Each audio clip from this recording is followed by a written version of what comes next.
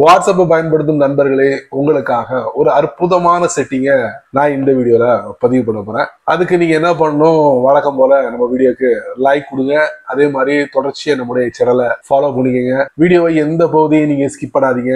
இப்ப அதை பத்தி டீட்டெயிலா தெரிஞ்சுக்கலாம் வாங்க.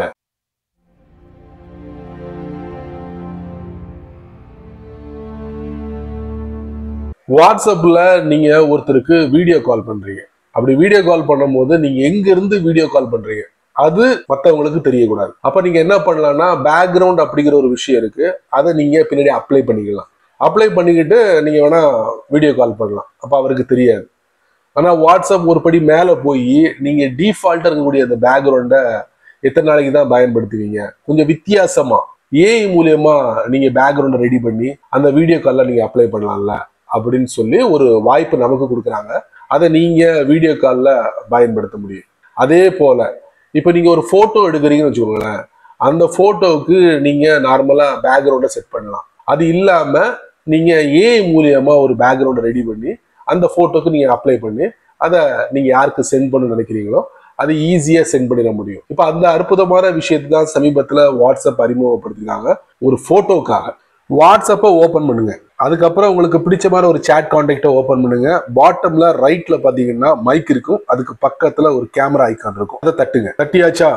இப்போ கீழே பாத்தீங்கன்னா ஷட்டர் பட்டன் இருக்கும், அதுக்கு பக்கத்துல பாருங்க சின்னதா ஒரு குச்சி இருக்கும், அதை சுத்தி ஒரு 5 லைன் இருக்கும், அதுதான் மேஜிக் பட்டன். அதை நம்ம தட்டுவோம். தட்டின உடனே பாத்தீங்கன்னா எஃபெக்ட் இருக்கும், இது வேண்டாம். அதுக்கப்புறம் ஃபில்டர், அதுவும் வேண்டாம். அதுக்கப்புறம் பேக்ரவுண்ட், இதுதான் வேணும். ஸோ இதுல நீங்க ரைட்ல இருந்து லெஃப்ட் ஸ்வைப் பண்ணுங்க, இப்படி 1 by 1 பிளர். அதுக்கப்புறம் கிரியேட் வித் ஏஐ தட்டுறேன். ஃபார் எக்ஸாம்பிளுக்கு நிறைய இங்க கொடுத்துருக்காங்க, நான் அதையே நான் என்ன பண்றேன், எதை பண்ணலாம், சரி ஓகே இந்த போட்டோ எடுத்துக்கிறேன். செம சூப்பரா இருக்கு. இதுல ஏதாவது சேஞ்சஸ் கொண்டு வரணும்னா நீங்க சேஞ்சஸ் கொண்டு வரலாம் இந்த மாதிரி. சரியா? எனக்கு இது ரொம்ப பிடிச்சிருக்கு. சரி ஓகே, இது நம்ம அப்ளை பண்ணிடலாம். வாவ், எப்படி இருக்கு பாத்தீங்களா? செமையா இருக்கா? உடனே ஷட்டர் பட்டனா ஒரு தட்டுங்க. தட்டினீங்கன்னா இந்த மாதிரி உங்களுக்கு அற்புதமான ஒரு ஏஐ இமேஜோட ஒரு பேக்ரவுண்ட் நமக்கு கிடைச்சிரும். இதை அப்படியே நமக்கு வேண்டியப்பட்டவங்களுக்கு அப்படி சென்ட் பண்ணீங்கன்னா அவருடைய அக்கௌண்ட்ல விழுந்துடும்.